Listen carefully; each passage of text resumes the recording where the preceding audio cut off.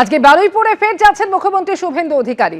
আর এর আগে তিনি বলেন, আপনারা বারুইপুরে পুলিশের ভূমিকা দেখেছেন, আরো দেখবেন। ধর্ষণ, শ্লীলতাহানি, নারী নির্যাতনের সব কেস আবার খুলবে। কি বলেছেন মুখ্যমন্ত্রী, শুনুন। বারুইপুরের ওই ছোট্ট একরত্তি বাড়ির পরিবারের লোকেরা, তারাও সংখ্যালঘু। আমি ফোন করে কথা বলা, দেখাও করেছি। আগামীকাল তাদের বাড়িতেও যাব। তারা আমার উপর আস্থা রেখেছেন, বাকিরাও রাখুন, ফল হাতে নাতে পাবেন। আপনারা বারুইপুরে পুলিশের ভূমিকা, পুলিশ মন্ত্রীর ভূমিকা দেখেছেন, আরো দেখতে পাবেন। আজকেই বলে গেছি, যত পুরনো কেস আছে, নারী নির্যাতন, ধর্ষণ, শ্লীলতাহানি, সব কেস বের করুন। কনভিকশন হয়ে থাকলে কোথায় আটকে আছে বের করুন। চার্জশিট যদি না হয় চার্জশিটেড করুন। এফআইআর যদি না হয় এফআইআর করুন। যদি শিশুকন্যা হয় পস্কো লাগান, ছাড়া হবে না কাউকে। মঙ্গলবার বারুইপুরে গিয়েছিলেন মুখ্যমন্ত্রী এবং তারপর আজকে ফের তিনি বারুইপুরে যাচ্ছেন। বারুইপুরে নির্যাতিতা নাবালিকা পরিবারের দাবি মেনে চলছে স্থায়ী ফাঁড়ি তৈরির কাজ এবং সেই নতুন পুলিশ ফাঁড়ির আজকে উদ্বোধন করতে চলেছেন মুখ্যমন্ত্রী শুভেন্দু অধিকারী। এবং এছাড়াও যেটা জানা যাচ্ছে যে নির্যাতিতার পরিবারের সঙ্গেও তিনি দেখা করবেন, পাশাপাশি গণপিটুনিতে নিহতের বাড়িতেও যাওয়ার কথা রয়েছে মুখ্যমন্ত্রীর। নিহত নাবালিকার পরিবারের দাবি মেনে পুলিশ ফাঁড়ি তৈরির কাজ, যে কাজ একেবারে জোর কদমে চলছে গত কয়েকদিন ধরে, এবং আজকে সেই পুলিশ ফাঁড়ির উদ্বোধন করতে চলেছেন মুখ্যমন্ত্রী শুভেন্দু অধিকারী।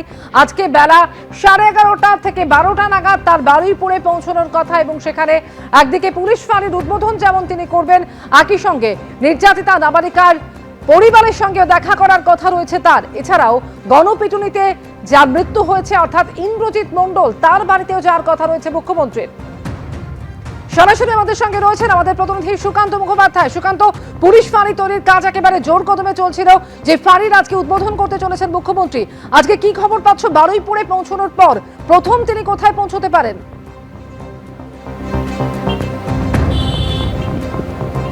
দেখো, আজকে মোট 3টি জায়গাতে মুখ্যমন্ত্রী শুভেন্দু অধিকারী আসবেন। প্রথম তার যে শিডিউল রয়েছে, এখনো পুলিশ সূত্রে আমরা যেটা জানতে পারছি যে 11টা থেকে 12টা, এই 1 ঘন্টা 50 থেকে 60 মিনিটের মতন তিনি এই চত্বরে থাকবেন।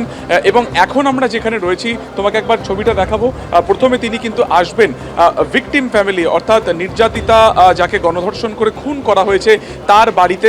এবং সেখানে তুমি দেখতে পাচ্ছ সেই যে বাড়ির সামনের যে ছবিটা, সেখানে কিন্তু প্রচুর পুলিশ পোস্টিং ইতিমধ্যে করা হয়েছে। এবং গতকালকে আমরা যে ছবি দেখিয়েছিলাম যে একেবারে মেন রাস্তা থেকে বাড়ি পর্যন্ত যাওয়ার নতুন করে সড়ক তৈরি করা হয়েছে, যাতে মুখ্যমন্ত্রী সরাসরি পরিবারের সাথে দেখা করতে পারেন সেই রাস্তা থেকে গিয়ে। এবং তার যে আশপাশের যে জায়গা কড়া নিরাপত্তাতে রাখা হয়েছে। আইজি র্যাঙ্কের যারা অফিসার রয়েছেন, প্রেসিডেন্সি রেঞ্জ কঙ্কর প্রসাদ বারুই নেতৃত্বে এখানে কিন্তু প্রচুর পুলিশ ফোর্স মোতায়েন করা হয়েছে। এটা হচ্ছে প্রথম জায়গা যেখানে মিনিট 15 তার থাকার কথা রয়েছে।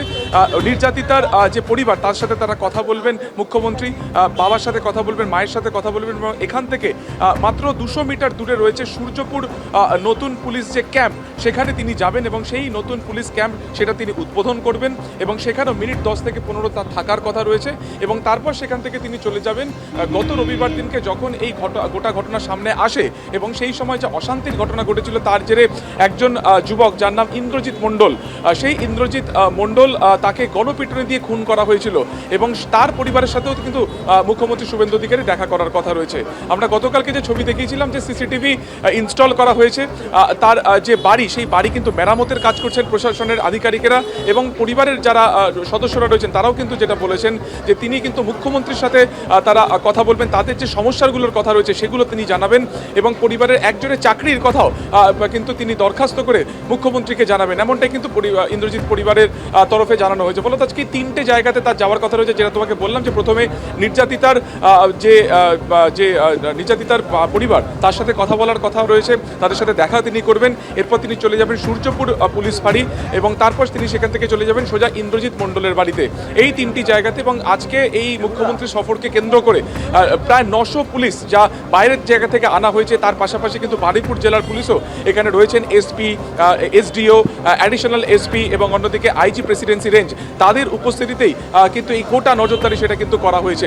এবং এই যে রাস্তা, ঠিক তোমাকে একবার দেখাতে বলবো দীপ্তনী চক্রবর্তীকে, এই যে রাস্তা যা সরাসরি কিন্তু চলে যাচ্ছে প্রথমে পুলিশ ফাঁড়ি এবং তারপর একদম নতুন গাছাতে যেখানে ইন্দ্রজিৎ মণ্ডল, সেখানে তার পরিবারের কাছে চলে যাবেন কিন্তু মুখ্যমন্ত্রী।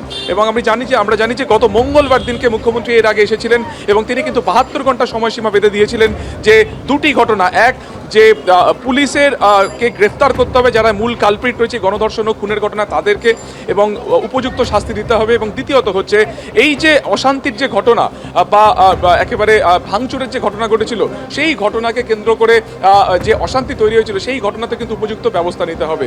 এবং সেই কারণে কিন্তু আমরা জানি যে তারপরে 72 ঘন্টার মধ্যে সেই ব্যবস্থা নেওয়া হয়। ইতিমধ্যে 35 জনকে গ্রেফতার করা হয়েছে।